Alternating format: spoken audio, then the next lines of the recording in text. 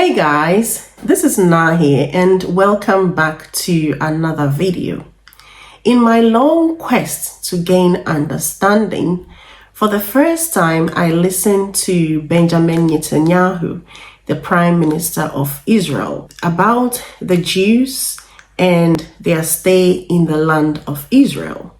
The Jewish people have lived in the land of Israel, what is now the state of Israel, have lived here and have been attached to this place for about 3,500 years. 3.5 millennia. Now, for the first 2 millennia, roughly, of that time, we were living in what is described in a text commonly known as the Bible. So the Bible describes how the Jewish people lived on this land, were attached to this land, fought off conquerors, sometimes were conquered, but stayed on their land. And that continued for a very long time until roughly the 6th, 7th century, actually, after the birth of Christ, okay? For roughly 2,000 years. We were conquered by the Romans, we were conquered by the Byzantines. They did a lot of bad things to us, but they didn't really exile us, contrary to what people think, okay? The loss of our land actually occurred when the Arab conquest took place in the 7th century. The Arabs burst out from Arabia, and they did something that no other conqueror, not the Romans, not the Byzantines, not the Greeks before them, not Alexander the Great, nobody did before. They actually started taking over the land of the Jewish farmer. They brought in military colonies that took over the land. And gradually, over the next 2 centuries, the Jews became a minority in our land. So it is under the Arab conquest that the Jews lost their homeland. The Arabs were the colonials. The Jews were the natives dispossessed. Well, that happens in history. The Jews were dispossessed. We were flung to the far corners of the earth, suffered unimaginable suffering because we had no homeland, but we didn't disappear, and we never gave up the dream of coming back to our ancestral homeland. So generation after generation, the Jews could be in Warsaw, they could be in Yemen, they could be in China, and they said, next year in Jerusalem, we'll come back next year in Jerusalem. Well, that was made possible because the Arabs who had conquered the land basically left it barren. They never made it their own. It was a barren land. It really practically it was an empty land. And in the 19th century, the idea of coming back next year in Jerusalem became a reality. By the way, in part because of Christian Zionist support for the idea of the Great Return. The Jews came back in the 19th century to the land of Israel. The result of this return was that we started building farms, factories, places of employment. Arabs from nearby countries started immigrating, and they call themselves Palestinians. They reconstructed history and said, we've been here for centuries. No, they haven't. They weren't there at all, and they didn't have a national consciousness. We came back, made it our land, and we said, okay, we now will live together. We decided to establish a state in 1948, that's 75 years ago, and we said, everybody can live here. The Arabs said, there can't be a Jewish state. You have no right to be here. It's our land. It's not your land. It's been our land for 3,500 years. It bothers my mind that people will be killed irrespective of their religion for the sake of a land, to the point that I begin to question the biblical text. I feel it is best for me to listen to both sides, from the side of the Jews and also from the side of the Palestinians. So Netanyahu is saying that the Jewish people lived on the land of Israel for thousands of years. He's actually relating his narration to the biblical text. The Bible talks about the Israelites as being the descendants of Jacob, who had 12 sons, and due to hunger, they had to move to the land of Egypt. The Israelites were in slavery in Egypt until Moses led them out of slavery back to the land of Canaan. I mean, the whole story is in the Bible about the 12 tribes of Judah and so on. Let's also listen to the Palestinian version. التي يجب أن نوضحها للعالم I need to clarify something, أن يهود أوروبا ليسوا ساميين that the European Jews are not Semitic. They're not Semites. ولا علاقة لهم بالسامية. They have nothing to do with Semitism. في عام 900 ميلادي. This began in 900 AD. ميلادي. وفي مملكة الخزر على بحر الخزر. The Khazar kingdom near the Caspian Sea, تتارية. it was a Tatariya kingdom, a Tartar kingdom, أصبحت يهودية. that converted to Judaism. فخرج سكان. He's referring to the 11th century, by the way. الشمال والغرب. And all its population left. وذهبوا إلى روسيا وإلى They left for Russia وأوروبا and Western and Eastern Europe. وانتشروا هناك. They spread there, referring to the Jews, and the forefathers يهود الأشكناز. of Ashkenazi Jews, or the fathers of Ashkenazi Jews. نسمع عنهم إنه يقولون سامية ولا سامية. So when we listen to them talk about being Semitic or anti-Semitic, the Ashkenazi Jews, إن هتلر قتل اليهود لأنهم يهود. they say that Hitler killed them because they were Jews, تكره اليهود لأنهم يهود. and that Europe hated them because they were Jews. شرحت But- بالضبط. But that's not true. لأنهم This is exactly what happened. حاربوا هؤلاء بسبب وظيفتهم الاجتماعية. The reason why they hated them ديانتهم. is because of what they were doing in meeting circles, social circles. كتب أكثر من كاتب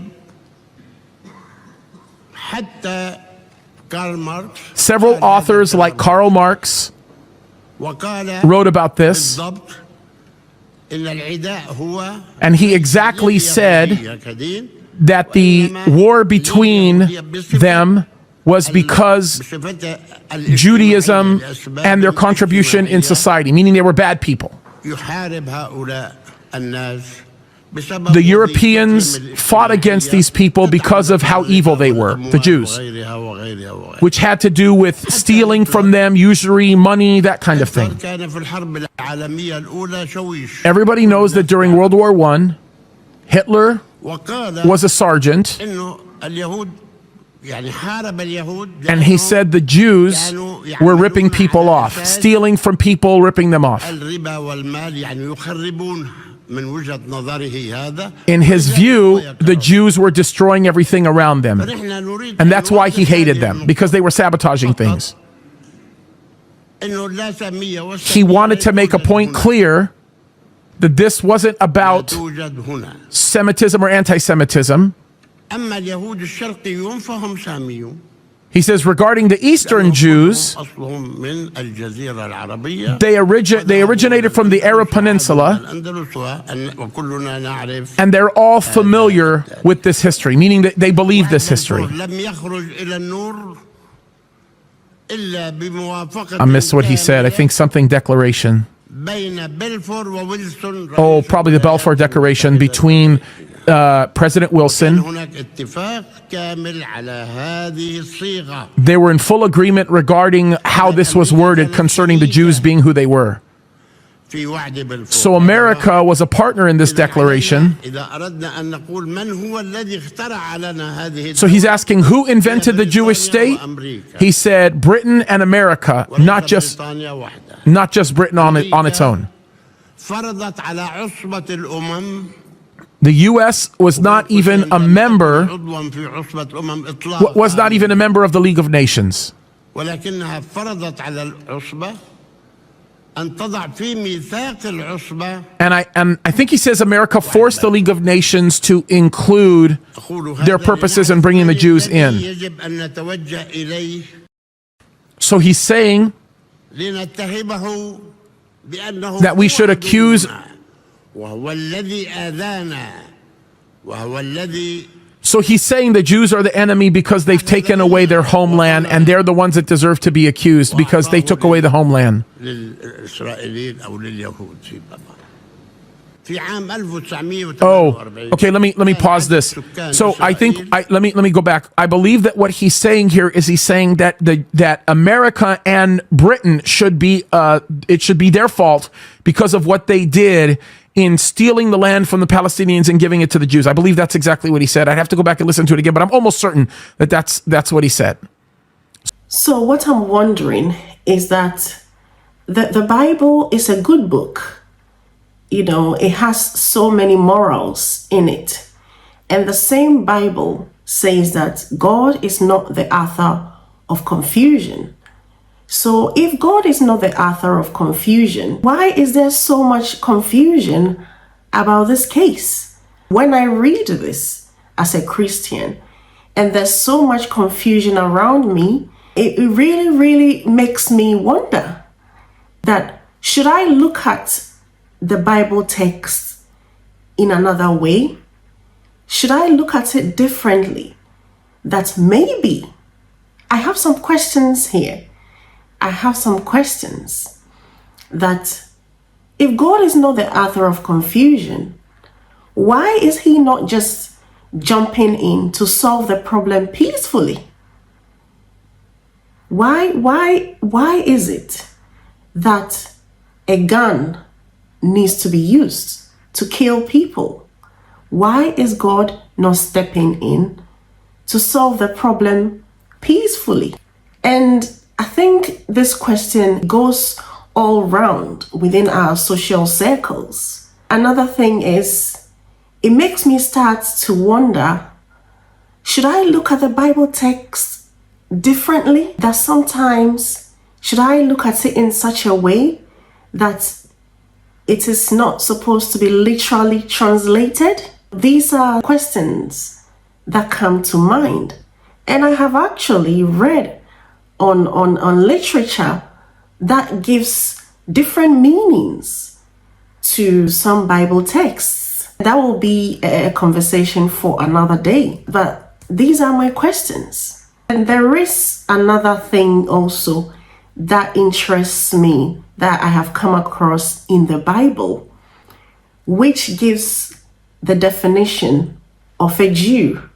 So this Bible quotation says from Romans chapter 2 verse 29, "No, a person is a Jew who is one inwardly, and circumcision is circumcision of the heart by the Spirit, not by the written code. Such a person's praise is not from other people, but from God." So the Bible is telling us who a Jew is. A Jew is someone who is one inwardly. And circumcision is circumcision of the heart. That is, purity is not from an outward thing, like the physical, literal circumcision that we know. Circumcision is of the heart. Purity of the heart by the Spirit and not by the written code. Not by the written code because in the Old Testament, what Christians believed was that you have to be physically circumcised. That is the written code. You have to be physically circumcised to be a Christian. But then again, somewhere in the Bible in Romans, it is trying to clarify who a Jew is. A Jew is someone who is pure in heart, circumcised at heart. So I have given two quotations so far. God is not the author of confusion. And then also, a Jew is someone who is circumcised at heart. That means anyone could be a Jew if you are pure in spirit. From these quotations, I begin to get so confused. I really begin to get so confused because if you are pure in heart and spirit, you wouldn't want to kill another human being. And the same, I'm sure the Palestinians, they've got their own religion which teaches them about morality. But then they are currently in the position of fighting for their survival. And it looks like they have been mistreated by the other side in comparison. They have been mistreated more by the other side in comparison. I'm looking at it from a Christian's perspective. I have more questions than answers. And I hope after watching this video, you might have some answers for me, genuinely. Some answers that will give me a better understanding about how fairly we have to treat each other. If we say we are going by a religious book, that same religious book, which has given the history of the Jews and the land of Israel, is also given some information about God and the fact that he's not the author of confusion. And it's also given some definition about who a Jew is. So it looks like the Bible is contradicting itself. And this is my worry. I mean, I know my opinion does not matter anyway. It's my own personal journey to understand. It's really disheartening what is going on in this world. I am really looking forward to a day like this where people of different religions can tolerate each other and live peacefully together. I actually agree with Martin Luther King when he said, "Darkness cannot drive out darkness. Only light can do that. Hate cannot drive out hate. Only love can do that." Thank you for watching this video. Until the next video, bye-bye.